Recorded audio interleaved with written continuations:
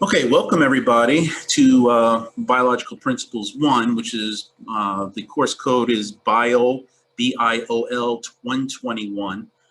This is an all online class course for you guys. My name is Dr. Gamaro. Here's me, okay, just welcoming you. I'm going to switch over from the PowerPoint and just talk to you face to face, so to say. There I am, okay. Got all my biology stuff here. Just wanted to welcome you all to Bio 121. I'll refer to it as biological principles. There is a 1, and then if you want to go further, we do 2. Just want to introduce a little bit about myself. My name is Dr. Gamaro. I was born and raised in New Jersey. Then I went to do my undergrad at Ohio University. There I did pre-med zoology, was my major at that time. And I'm sorry if I'm looking down, the screen is like, you know, the camera and the screen are in the same area or so. But so anyway, I went to Ohio University, majored in pre-med zoology. Then I decided to go into medical school, went to medical school in the Caribbean island of Grenada. Small island. If you know all the islands in the Caribbean, it's like the very last island on this hook, so to say, or a sideway J. It's very close to Trinidad, that area there. Anyway, I did the first 2 years of medical school is learning all the kind of book stuff that you're doing right now, sitting down, understanding anatomy, physiology, biology, that kind of stuff. And then the last 2 years, we actually worked with patients. And a year and a half of those last 2 years was in England, where I did my clinical years over there, worked with patients, saw socialized medicine. It won't work in America, but that's another talk for another time. And then the last half a year or so, 5 or 6 months, I did in New York and New Jersey. Then I entered the field of obstetrics and gynecology. Did that for a number of years, delivered 3,000 babies, and then I lost track after that. And then at that time, after so many years of it, I did about 5 or 6 years, I had to get some knee surgery. My mother had a stroke. I needed to take care of those personal issues. So I sat back a little bit and took care of those things. My mother's doing well now. She's still a nutcase, but she's driving and she's like back to normal. And I had get some like 3 surgeries on my knee. And things were changing that time, medicine-wise, while I was doing that little hiatus. I saw medicine was not what I signed up for. It was going in a different direction. I noticed that patients are being more treated like numbers as opposed to patients, where it's more like an assembly line. The patient goes over here, then the patient goes over here, then the patient goes over here. And not so well with that. I wanted to take care of the patient myself, kind of thing, and then not worry about what other people saw, what the excuse me, when they write down something and ask a question, the patient was just asking the same questions all the time. And it's still that way, a little bit better to a point, but it's just that it was more like I said, the patient was being put on an assembly line, and it wasn't what I signed up to do. So anyway, to make a long story short, I wanted to see what else could I do with my degree, my medical degree. And someone mentioned about teaching at colleges. Again, make a long story short, about 15 years later, here I am. I'm still doing it. I like it. It's different. I'm definitely teaching to a lot of students that are going into the medical realm, mostly nursing students, but physical therapy, going to be physical therapists, or doctors, or PAs, or nurse practitioners, or occupational therapists, radiologists, and so forth. I do mainly teaching of anatomy and physiology and some pathophysiology, diseases. But I also do biological principles, as you know. This is like my 4th or 5th time teaching it here. First time really teaching it online, although last spring was more of abruptly, I had to change from live class into online. And I've been teaching since then. I've been teaching a lot of the online anatomy and physiology courses. So anyway, that's a little bit about myself over there. and enjoying it. You'll see I'll be bringing in a lot of diseases. We might talk a little bit about coronavirus, not so much. A lot of things we're learning about it, and it's an evolving thing. What I say today might change next week, let alone it might even change like tomorrow. So I want to try and, I could answer some of your questions, some basic kind of stuff about coronavirus or viruses in general and what vaccines are. But we're still learning. The whole process of this coronavirus is just an evolving thing. And, I do my best with that, but, don't hold my word to it. I can just tell you the basics. Anyway, so that's a little bit about myself. I would imagine that most of you are going into the medical realm, which is a good thing. This is the start of it, at least at Massasoit Community College. It's the start of going that way. So that's enough about me, okay? So I'm going to go back to the PowerPoint that I had before with you.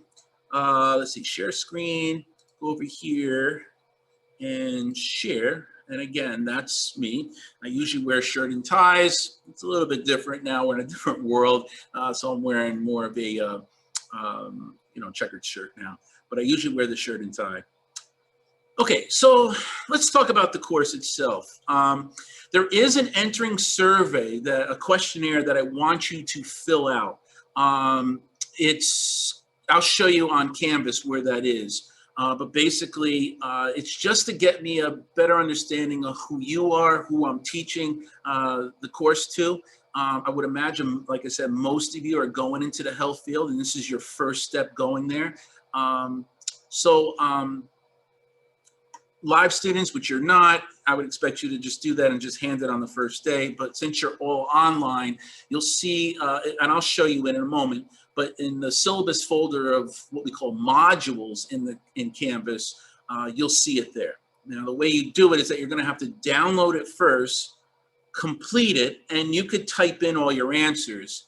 And the key is that you need to save it as. Okay, you need to save it. If you don't save as and put it on your computer, you're going to, when you email it to me, I'm just going to get a blank page. Not a big thing. It just means that I'm going to have to email you again and say, can you just redo everything? So you need to save it as, not just save. You need to save it as and give it a different name. Give it a name like your own first name, and then just send it to me. It'll be better that way. Okay. Again, it's just general stuff. All right, so the course description, all right, it's going to introduce you to the basic principles of biology. And like I said, most of you, I would expect, because I've been teaching it this way and or teaching this course at the school for a number of times, but also talking to other people that have taught it here for years. Most of you are going into the medical realm. And that's an important thing, because if you want to email each other, you know that there's a lot of people that are going to the nursing program or maybe shooting for the radiology, something like that. But most of you will be doing that. There will be some that will just want to have a biology major and want to go into zoology or botany or agriculture or some kind of biology. So there is a part 2 to this, and some of you will be going that way. And then there's going to be very few of you, I would expect, that are taking this course as a non-science major. Let me just talk to you for just a moment if you're in this case. This course is very in-depth, okay?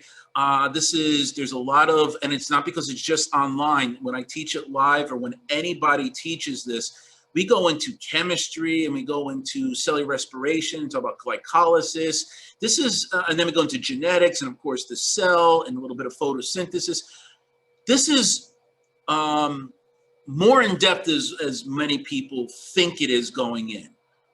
So after I do the syllabus and you read through the syllabus and you go over the first PowerPoint and just glance at a few of the PowerPoints, really consider if this is the course for you. This is not a very easy course, and it's not just because of me, it's just because of the objectives that the college has instituted with this course. They are not light and fluffy, so to say. If you're looking for something that's light and fluffy, I would encourage you to take, and you're a non-science major, perhaps take environmental science or take marine biology. I think there's biology with contemporary issues. I think that's more of what you might be looking for. Most students who are taking this, as you've seen, are going to another either biology course or another science course. But if you're that few students that are just want to take one science because you're a non-science major, this is a pretty in-depth course to prepare most students for biology part 2 or anatomy and physiology, microbiology, and so forth. So just giving you a heads up about that. Okay, so always keep in mind, this is, if you're taking it in the summer, which you're not, I use the same PowerPoint as you could imagine for the summer. It's highly condensed, but it is an online course. So I'll be, sending a lot of emails to you. Make sure you check your Canvas emails at least twice a day. I'll be checking 2 to 3 times a day, sometimes 4 times a day, just to make sure that we're working on an even keel with an online course. So Bio Principles-1, our course, is really broken down into 3 portions. The first third or so, about 35%, I'm just guessing on that, but about a third is going to be chemistry. You're going to be doing this on week 3 and you're going to say, I signed up for a biology course. Why was doing chemistry? Chemistry is the basis of life. So I promise you, it is just an introduction. There isn't really any, you don't need to know the periodic table if you've taken chemistry before. I'll introduce you to it, but we're really going to be talking about how it relates to biology.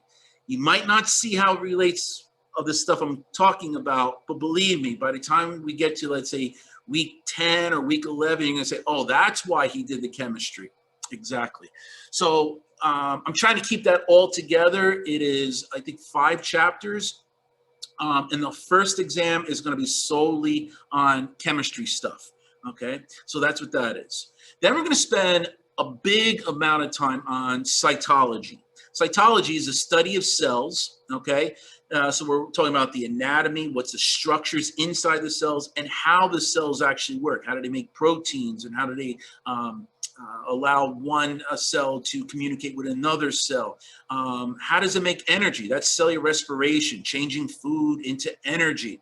And then we're just going to touch, not much, but we're going to just touch on photosynthesis. It's going to be, as I mentioned before, it's going to be in more depth than what you learned in high school if you took a biology course, the photosynthesis. But it's just one chapter of it, okay? But it goes into depth, and yes, we do talk about chemistry with that too. But we're looking at exams 2 and 3 and part of 4. So we're looking at almost half of the course is going to be cytology, okay? And then we have about another 20% or so where we're going to be dealing with genetics. And that is going to be exam 4, along with a little bit of cytology in there. But we're going to learn how to do Punnett squares. I'm sure many of you have taken biology in high school. And Punnett squares are those little 4x4 squares. They're 2x2 squares, but we're going to be also doing 4x4s. If you know what I'm talking about, it's really to predict if mom has green eyes and dad has brown eyes, what's the chances that the son is going to have blue eyes or green eyes or whatever? So we're going to talk about that. And in order to understand that, we're going to draw a few pedigrees and understand how those are. And it's basically a breakdown of following certain traits through the generations, okay? So that's pretty much it. We got about 35%, about a third of the course is going to be chemistry, about half is going to be cytology, and about 20% or so is going to be genetics. So you can look at it that way, okay? So and I'm just going to talk about this very briefly because this is something I usually talk about like towards the end of our course, but at least it gives you some idea because you can add and drop for at least the first week. I believe the first day you can drop a course, the last day you could drop a course or add a course is a week from today, which the date I believe is the 27th, which is that Wednesday. So anyway, just to give you some idea about that. So where do you go after our course? What are the choices? Well, Some of you, like I said, may say, I want to go into biology. That's what I want to do. I don't want to do medicine. I want to just stay with biology. So you probably will go into what we call Biological Principles Part 2. So we have that over here, and then there's other courses to take. But if you're more of a medical career kind of person, then my suggestion is to take microbiology after this. There's a lot of cellular respiration, glycolysis that we learned here in this course that it's fresh in your mind. Microbiology, spend some time on that. So it's always good to maybe do that right afterwards.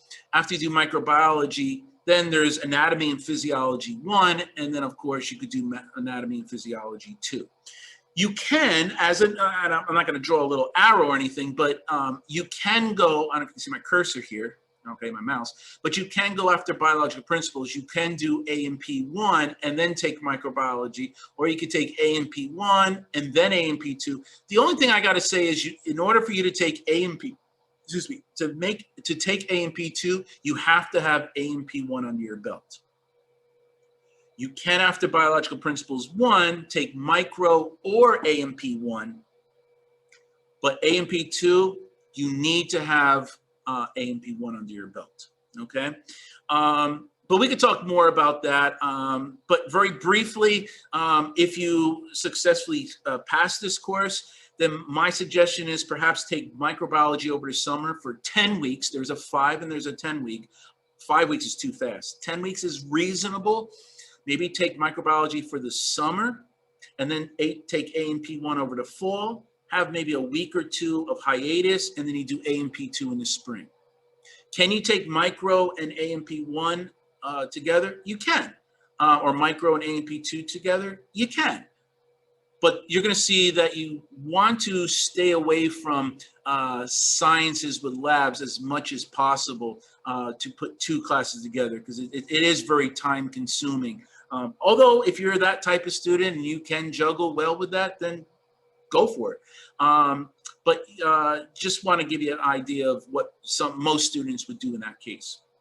And then, of course, after biology principles, you might want to take a hiatus and say, medicine's not for me, or biology's not for me. Or if you're a non-science major, just took it this one time and, you want to go into business, or you want to do gaming, or you want to, go into psychology or become a teacher, whatever. So there's other things that you could do after that. Okay. All right. So let's talk about the 4 requirements of, oh, that's not for A&P. I'm sorry, I have to change that. 4 requirements for online biology. Okay, I've been taking slides from other introductions. Now, if you're following me with the syllabus in hand, I'm now going to be talking about the bottom of page 2 going on page 3. It's a very lengthy syllabus. I realize that. It's 22 pages long. When we deal with, and it usually is about 14 pages long, but because we're dealing with online, I got to put a lot of other stuff in there. So anyway, 4 requirements for the online biology is you need a digital device. The laptop and desktop is the best for everything. Okay, if you have a laptop or desktop, that will cover everything that we're going to be doing in terms of proctoring exams. I'm going to talk about all this stuff later. Proctoring exams, or doing Symbio, which is an online lab kind of exercise that you're going to be using that's through the internet, and also we use mastering biology. All of that, all those things will be able to work with laptops or desktops. Okay, do not use smartphones for lecture exams and quizzes. All right, there has been some issues where it just doesn't. There's a delay or glitches, it freezes. Let alone for you to do exams, you're going to be wasting time, because they're all timed. You're going to be wasting time scrolling up and down and left and right. It's such a small screen. You want to have it maximize the best things possible for you. When we deal with labs, something called the Symbios, okay, and we'll talk about that later. You cannot use the smartphones. You cannot use tablets or Chromebooks, okay? So if you borrow another desktop or laptop, okay, you can do it on there and everything gets submitted through there. But like I said, a laptop and desktop will cover everything. You got to be very choosy about what you're using with smartphones, tablets, and Chromebooks, okay? Internet access is the second requirement that you need. All right, you need a good Wi-Fi connectivity. Make sure when you take your exams, or if you're going to do any kind of internet stuff, be as close to the modem as possible that you have in your house. Okay. Now I realize that sometimes it's just not. We could talk about this on and on about this, but it's just not conducive for you to be taking your exams at home, because maybe there's too many distractions. The cat is walking by. There's people walking by there. There's your little brother's crying. I understand there's things there, let alone the refrigerator is a wonderful distraction. So try and get to an area that you can. Now, I know this for a fact. When the weather gets nicer, you can come to campus, okay, because it's a public place. I don't see why you can't. And if you want to go to a table that's close to a building, you know, my suggestion is to wear a mask, but I don't see why the police would kick you off here. You could go to, in other words, the Wi-Fi here is good. And I'm doing, in fact, me personally, because I'm faculty, I'm inside the lab room, and that's what I'm doing this right now. So you can't get into the lab room, but when the weather gets nicer, there's no reason why, if you wanted to stay in your car and be in the parking lot and you want to do a test that way, or if you want to go to one of the tables outside the buildings and be close to the building, and I would imagine that Wi-Fi works well there if it works well in the parking lot. But of course, always test run it, right? You want to bring your laptop to the area and just see if it does work out that way. Okay, so do make sure of that. Also keep in mind of the internet traffic that happens in your household or at your workplace, wherever you're going to be doing these things. The more people online means that there's going to be a slowness going on. That doesn't slow the, that doesn't change the time of the exam. In other words, even though your computer is running slow, the time is still ticking, all right? So just want to tell you that. You could only use Firefox or Google Chrome when we're dealing with all the internet stuff that we're going to be dealing with, including Canvas and Symbios and Mastering Biology. So do make sure you're using that. Do not use Internet Explorer Edge, or all you Apple users, Safari. Okay, you cannot use any of these things. They will cause problems. But even Apple users can download the Firefox or Google Chrome. So make sure those are on your laptops or desktops, okay? You need a webcam with a microphone, okay? You may use any webcam on any digital device, including a smartphone, except when we're dealing with Canvas exams, you need to make sure that the webcam is on the same digital device. And like I said before, you can only use a laptop or desktop for these exams, okay? So you need to make sure that you have that, all right? But if you need to do, let's say, an office hour and you want to meet up with me and I could send you a Zoom invitation, you want to do it on your smartphone, that's fine too, okay? Like I said, we're going to connect with Zoom software, so we need to make sure that everything is compatible with Zoom, okay? And I'll send you a Zoom invitation days before an exam or quiz for you to do that, okay? All exams and quizzes will be video recorded and proctored, okay? I should be directed at your monitor at all times. This is for all integrity issues, okay? No exam or quiz is open book, so I'll be checking for that. You may not visit other websites. I know some students have a tendency of well, he's asking this on this test. Let me go Google this. You can't. The way we have Canvas worked with me, and I have the Canvas and Zoom work together, I get alerted if you go to another website. So don't even do that. Don't even go to a calculator on there. It will alert me, and I will shut down the exam and then you forfeit that whole exam and get a 0 for it. Okay, so so make sure you don't go to other websites. Make sure that you and everything's being recorded. So if there's any question I need to show a dean or whatever, we'll see everything recorded. Okay. I will may ask you to before the exam begins to have the webcam move 360 degrees so that I see what your walls look like. I could see that area. It's not so much what I want to see about where you live. It's more about to make sure that there is no other like diagrams or charts or books around there. I would also want to know what's going on, what's on either side of your keyboard, that there's no papers there. And it's really for fairness so that everybody has the same rules and stuff. So if I do it with you, I'm going to do it with everybody in the class, okay? So that's what I'll do too. So the fourth thing is the lab kit, okay? So spring semester students, i.e. you guys, okay? This lab kit will be on loan from you, okay, on behalf of Massasoit Community College, okay? There is a schedule for you to pick up. That'll be emailed from the science department and or myself, okay? And the first, I believe the first full week of class. So next week, you could start picking up your kits, these lab kits. You have to sign up to do it because we want to prevent a mob of people coming in during the coronavirus. So you just have to set in. It's a quick thing. You just have to pick, you say what your name is. There's a number on the bag of the kit. They'll just jot that down on the computer and then you're off. So we're looking at it.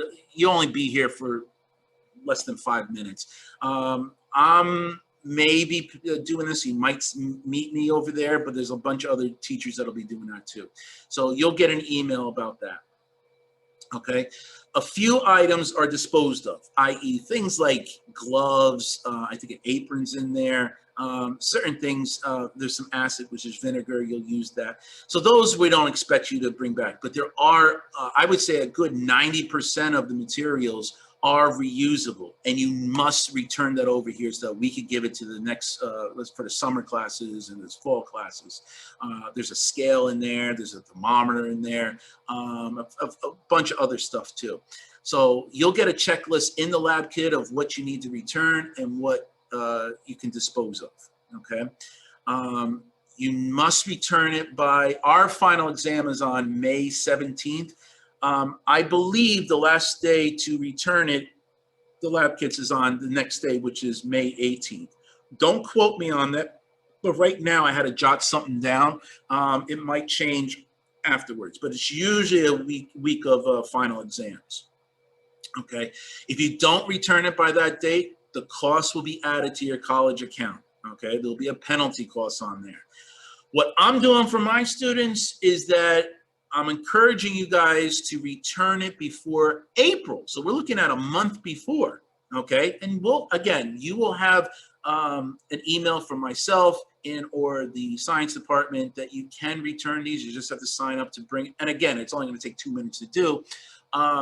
But we will be done with at least the lab kit material by, I think, spring break. I mean, we have a lot of other labs to do, but we're not gonna use the lab kits to do that. We have Symbios, or there's something in Canvas and whatnot.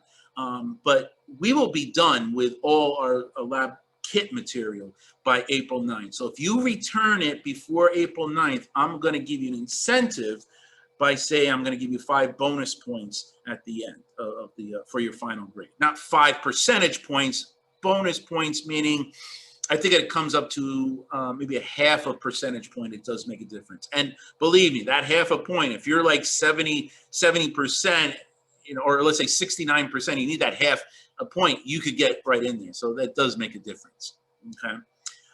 So again, there's a checklist in the lab kit and it'll identify what items you need to return, okay? If you're missing any of those items, you're still gonna get charged, not a full amount. They'll break things down for you. You miss the thermometer, you might have to pay $10, something like that, I don't know, okay?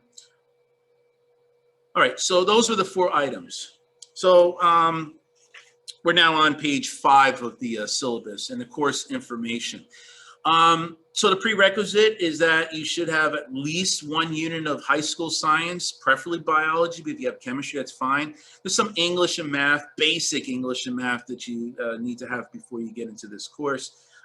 Class dates are over there. It's 4 credits. The lecture exams and lab quizzes, it's all going to vary, but it's going to be mostly between 6 o'clock and 9 o'clock. And I'm pretty much keeping these on Mondays and Thursdays. So think of it, if you were actually on campus, if I said to you, lectures will be on Mondays and labs will be on Thursdays, I think that's easier to think about. Okay, so we're going to be using Mondays and Thursdays as our key times. Make sure you have a 6 to 9 o'clock block, because those are usually the times we're going to either take lab quizzes on those Thursdays and lecture exams. Not every Monday is going to be an exam, but so it'll be a total of 5, including the final exam. So they're scattered, and you'll see that in the schedule. But the lab quizzes will be on Thursday nights, and you can begin them at 6, and I think it goes to like 8 o'clock or something. So just make sure you have that block of time open and just follow in the schedule which days they actually are, okay? My name's up there, Dr. Gamaro. Office hours, I really don't have office hours. Email me if I can't answer a question by typing it in. We could set up a Zoom session. I have a whiteboard that I could actually draw and diagram stuff for you, so we could do that. The best way to contact me, as I said before, is Canvas, okay? Don't send me something through my Massasoit email address. Go to Canvas, because it's just easier for me to see information from or emails from my students is in Canvas. I don't want to, I get a lot of emails from the college, from other things, other departments and other teachers and stuff. I don't want your emails to get lost in there, and that's going to delay me to get back to you. If you email me through Canvas, and I'll show you that in a moment, I will definitely get back to you within 24 hours, most likely within 8 hours, depends on when you email me. I check my emails at least 2 to 3 times a day, sometimes more, and that's every day, including Sundays and Super Bowl Sunday. My wife's not too happy with this, even Valentine's Day. I will check it all the time, okay, 2 to 3 times a day. If you email me and you don't get something back from me like 24 hours later, I just didn't get it, okay? So do make sure that you send it to me from Canvas, and I'll show you that. If you can't get in touch with me for some reason, there's faculty's offices of the science building. You can you could call them up and ask them, leave a message, and they can always get back to me. They have my cell phone number. When the course is completed, your name comes off of Canvas because they're setting up for the summer. So if you need to get in touch with me afterwards, only use the Yahoo one. Even like I have students emailing me like 2 years later, and they need a letter of recommendation, or they're telling me what they're doing in their life now, and it's always good to hear, what I've actually molded many of my students in doing.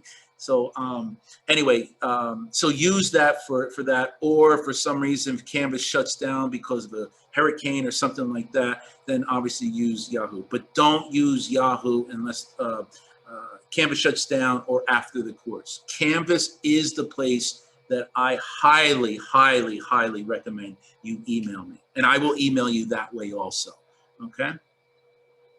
So again, the online course requirements, as I mentioned before, but briefly again, you need a digital device. Again, desktop and a laptop is the best option for you, okay? All the other things, smartphones, Chromebooks, you may have issues with some of the components. Desktop and laptops, no issues. Internet access, make sure you have a strong Wi-Fi. Stay close to the modem. If the modem is jittery for some reason, take the plug out of the modem, leave it out for about 30 seconds, and plug it back in. And that should reset a few things for you, okay? And you can only use Firefox or Google Chrome. Make sure you have a webcam with a microphone. All the proctor exams are going to need that. And then we talked about the lab kit that you need to pick up. You definitely, if you could pick it up that first week, do it, because we have a lab scheduled for that week. It's due, the lab report is due the following week, but you want to get it as soon as possible, okay? All right, so the textbooks that you have is the Campbell Biology. It's customized for Massasoit Community College, okay? It's 11th edition. I don't know if there's a 12th edition. Either or is fine. I'm not gonna, it's gonna be the same chapters. So anyway, if you have the full version, that's fine too. The thing is, the Campbell Biology book, for this course, we're only using the first half of the book. If you take Biology 2, then we're gonna do the second half of the book. So you don't need the full book. That's why the company has made a customized. They made half a book for you, and that's to cut costs a little bit, okay? The lab itself, there is no lab book. All the material will be supplied via Canvas or Symbios, which we'll talk about, okay? And in Canvas, we are going to have all this stuff over there. All right, the syllabus is there, the PowerPoint presentation, all the review questions. So, you know what? Let me stop right here and let's go and take a look at what you're going to find on Canvas. I think this is a good place for us to do that. Okay.